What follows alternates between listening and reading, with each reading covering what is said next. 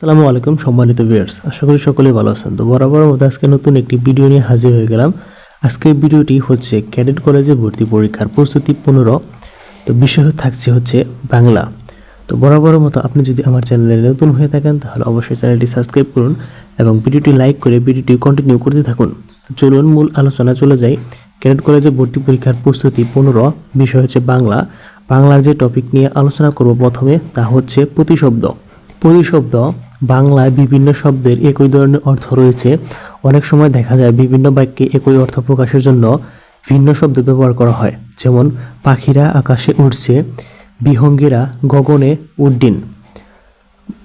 বাক্য দুটি একই অর্থ প্রকাশ করেছে কিন্তু প্রতিটি শব্দের রূপগত পার্থক্য আছে। এক্ষেত্রে যেসব শব্দের অর্থ পায় অনুরূপ তাকে প্রতিশব্দ বলা হয়।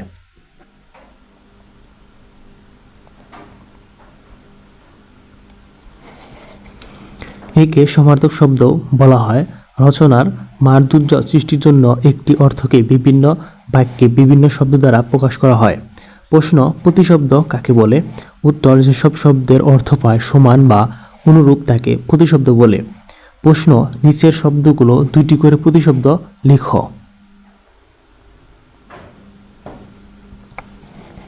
দিন, নদী, মাথা, সূর্য, চোখ। উত্তর হবে দিনের প্রতিশব্দ বা সমার্থক শব্দ হচ্ছে দিবস, দিবা। নদী এর সমার্থক শব্দ বা প্রতিশব্দ নদ, গাং। মাথা হচ্ছে মস্তক, মুন্ড।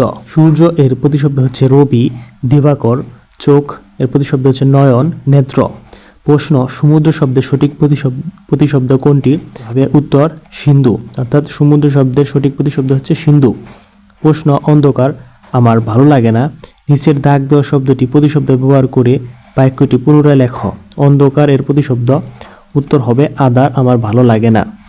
প্রশ্ন, কানন কোন শব্দের প্রতিশব্দ? হবে বন। মাথা শব্দের সঠিক প্রতিশব্দ কোনটি? উত্তর মস্তক, গিরি, অরুণ। উত্তর হবে মস্তক। আরও কিছু প্রতিশব্দ অনেক, যেমন বেশি, বহু, প্রচুর, অধিক, অত্যন্ত।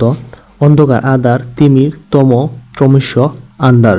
তো ক্যাডেট কলেজে ভর্তি পরীক্ষার প্রস্তুতি 15 বাংলা আজকের ভিডিওটি এখানে শেষ করছি। আজকের ভিডিওটি যদি ভালো লাগে থাকে অবশ্যই ভিডিওটি লাইক করবেন এবং অন্য কোনো তথ্য জানা থাকলে ভিডিওতে কমেন্ট করবেন এবং চ্যানেল নতুন হলে অবশ্যই কমেন্ট করবেন এবং আমার ফেসবুক পেজে যুক্ত হবেন। তো ধন্যবাদ সবাইকে। আসসালামু আলাইকুম।